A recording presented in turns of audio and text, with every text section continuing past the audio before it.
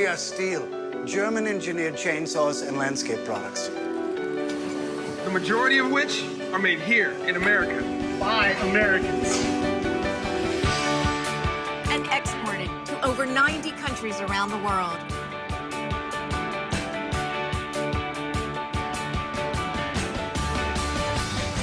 Find out why Stihl is #1 in America at stihlusa.com.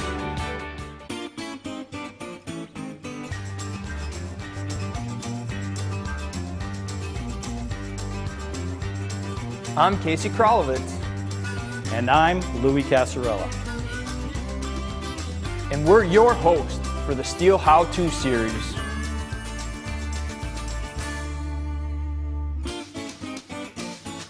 Stihl created the How-To series to give you some tips and general advice on how to operate and maintain your Stihl power tools. Of course, as always, Stihl recommends that you read and understand the information provided in the Stihl instruction manual that came with your Stihl product. If you can't locate your manual, it, along with all our instruction and safety manuals, can easily be viewed and downloaded for free from our website at www.stihlusa.com. So what do you say, Louis? Let's get started. In this segment, Louis and I are going to show you the proper way to store your Stihl gas-powered tools. If you don't plan on using your tools for an extended period of time, generally 3 months or longer, this procedure is going to be pretty important. You may not know this, but most of the fuels you purchase today from your local filling station have a fairly short shelf life. By that, we mean its chemical compositions can start to change in a short period of time. In light of this, and to be cautious, we would recommend that you only purchase enough fuel to be used in a 2-month period, but not to exceed 3 months of storage. Beyond that period, the fuel purchased from your local filling station can start to break down. And if that older fuel is left in your power tool, well, it can result in expensive damages, most likely resulting in a trip to your local Stihl dealer. So, if you're not going to use your power tool for the next 3 months or more, the first thing you need to do is get all the gasoline from the filling station out of its system. To do this, we're going to start in a well-ventilated area, outside, away from any open flames or sparks, like this empty driveway. The first thing Louis is going to do is clean around the fuel cap. We don't want any dirt falling into the tank when we remove the cap. If you're storing a chainsaw, you also want to clean around the bar and chain oil reservoir cap. Then, with a clean funnel, we're going to drain the contents from the fuel tank into an approved container. Take extra care not to spill any fuel on the ground or yourself. Here's our first tip. Stihl offers an alternative to purchasing fuel for your power tools from the local filling station. Stihl sells a pre-mixed fuel in a can that is high-grade octane, ethanol-free gasoline with a Stihl HP Ultra synthetic oil. Stihl Moto Mix. This fuel is much more stable than regular gasoline and can be stored for up to 2 years without harming the engine.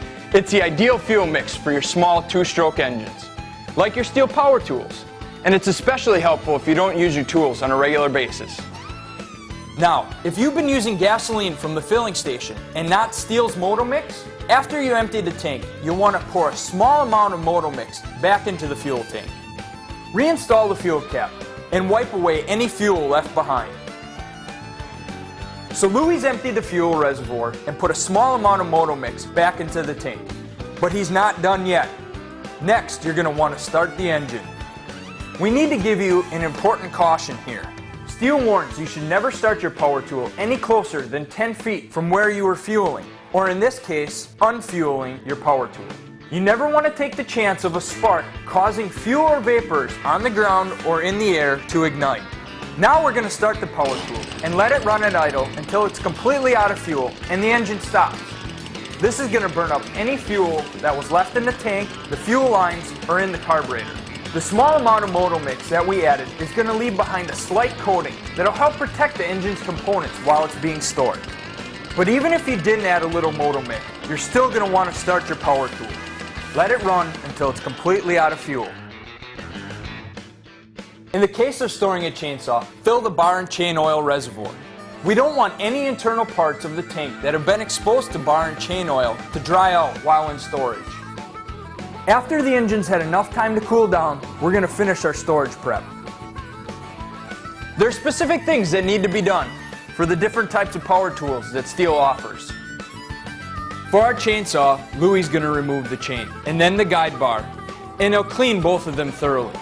And he's going to make sure he cleans the inside bar rail with the groove tool, and he's going to make sure the oil holes are clear. Then, in a well-ventilated area, Louis is going to coat the bar and chain with corrosion-inhibiting oil. This is going to reduce the chance that rust will form while these parts are in storage. A nice accessory to have, not only for transporting your chainsaw, but for storing it, is a carrying case. You can store the bar and chain, tools and files, along with the power head. It's all in one place, safe, ready to be used when you need your chainsaw again. In the case of our hedge trimmer, we're going to want to thoroughly clean the blades, and once again, in a well-ventilated area, coat them with the Stihl resin solvent. Remember, always wear gloves when doing this. These blades are extremely sharp. And then reinstall the blade scabbard. For a string trimmer, take off the cutting attachment, clean it thoroughly, and then reinstall it. For all of our products, clean off the power head. Next, clean the air filter. You'll want to check the power tool instruction manual for proper procedures. Not all air filters are cleaned the same way. On our MS-271, we're going to clean around the filter and remove any loose debris before we remove it. We don't want any material falling into the throat of the carburetor when we take the filter off. Remove the filter, knock off any remaining debris, and then reinstall the filter. Finally, Louis will give the unit one more look over. Make sure all fasteners are tight and no parts are missing or broken, and then he'll wipe it down. Then, store it in a dry, high, or locked location, out of the reach of children or any unauthorized persons. So there you have it. Now your Stihl power tool's properly stored. Great job, Louis. This is Casey Krolowitz. And Louis Casarella. See you next time.